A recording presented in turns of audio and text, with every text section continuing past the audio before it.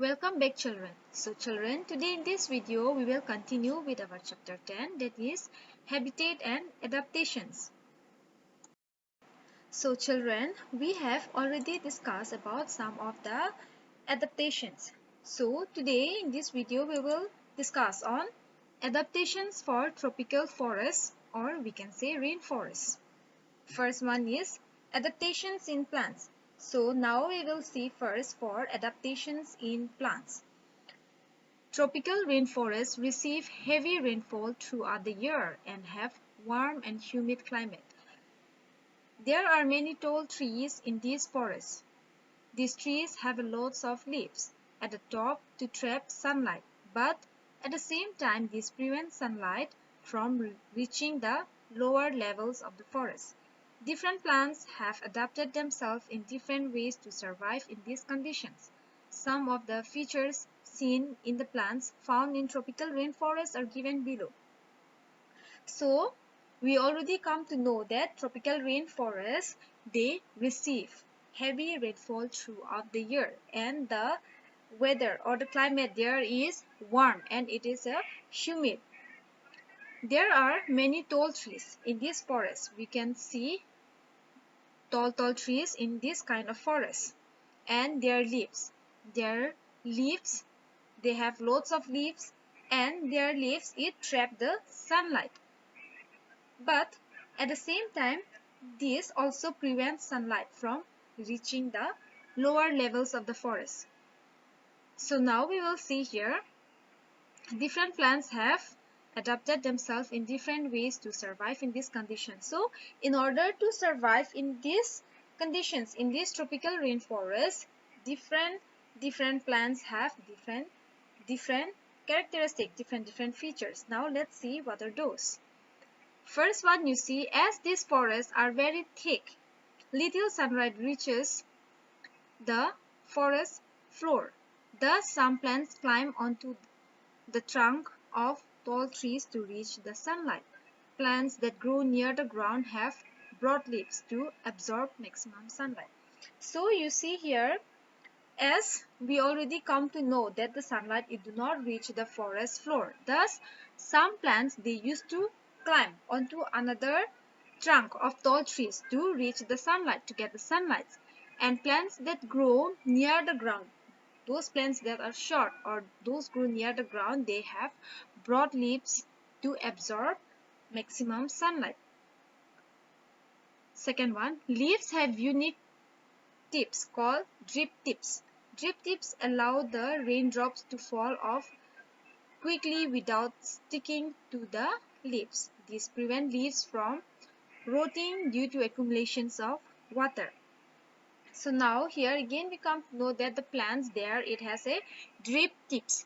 Drip tips it allows the raindrop to run off quickly, to fall off quickly without sticking to the leaves, and this prevent from rotting due to accumulations of water. Now we will see on adaptations in animals.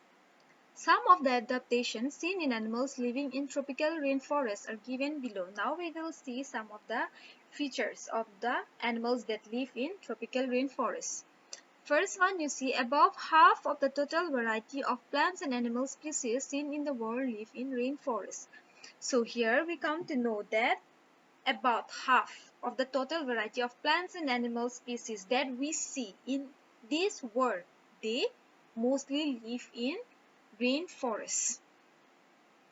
Thus, there is very high competitions for food. So, as the population is more in the rainforest, there is also a very high competitions for food also. To avoid such competitions, animals have adapted to eat a particular food, which is not eaten by other animals. So, in order to avoid such conditions, some animals they have already adapted themselves to eat a particular food which is not eaten by some other animals. Number 2, many animals exhibit the ability to camouflage with their surrounding, either to hide from a predators or to attack a prey. For example, green color of a sloth help it to blend with the green leaves and protect it from predators. Similarly, the stick-like shape of a stick insect help it to blend with the brown branches of trees and protect from being preyed. So now you will see here many animals. They have the ability to camouflage or to blend with their surrounding, either to hide themselves from the predators or to attack a prey. Now for example here it is given green color of a sloth helps it to blend with the green colors to protect themselves from predators. And also one there is stick-like shapes of a stick insect. It helps to blend with the brown branches of a trees to protect themselves from the predator. Number 3. Toucans and macaws have a strong hard beak to crack nuts that other animals may find difficult to eat. So, as we have already learned about some animals, they are adapted to eat the food which are not eaten by other animals. So, same here with the toucans and the macaws also. They have a strong beak, so they crack the nuts that are very hard and other animals that are difficult to crack it. Now the last one we will see, some frog release poison to protect themselves from predators. So some frog, they release poison to protect themselves from the predators. So now from here, let's try to solve some questions. After that, we will move to another topic.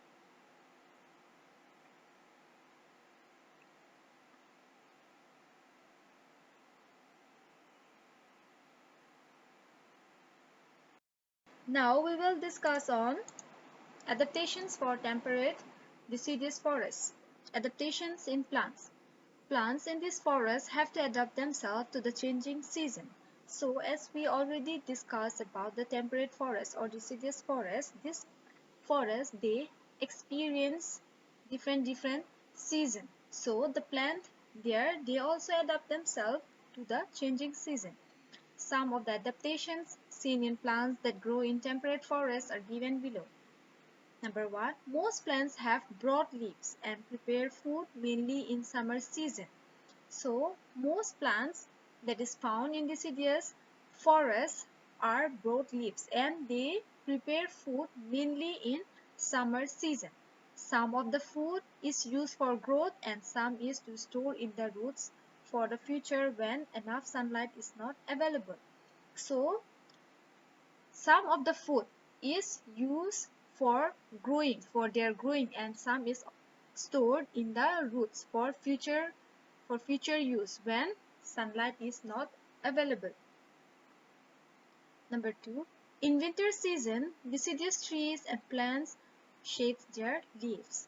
So in winter season, what happened? Deciduous trees and plants, they shed their leaves. Their leaves fall off and become dormant, that means inactive. If the plants do not lose their leaves, the water in the leaves would freeze into ice, damaging the leaves. So here what happened if they do not fall off? If they do not fall off during winter season, the water that is present in the leaves, it will freeze into ice. It will form into ice and it will damage the leaves. Number 3, plants also have a thick bark to protect them from cold, and these plants they have thick bark to protect themselves from cold. Now we will see on adaptations in animals. Some of the adaptations seen in animals that live in temperate forests are given below. Number 1, most animals either hibernate, such as black bear, or migrate. Some species of birds, such as vireos, to warmer place during winter to escape cold. So most plants they hibernate, such as example is given here, that is black bear. They used to hibernate, or they also used to migrate, like here it is given species of birds such as vireos to they migrate to warmer place during winter season to escape cold.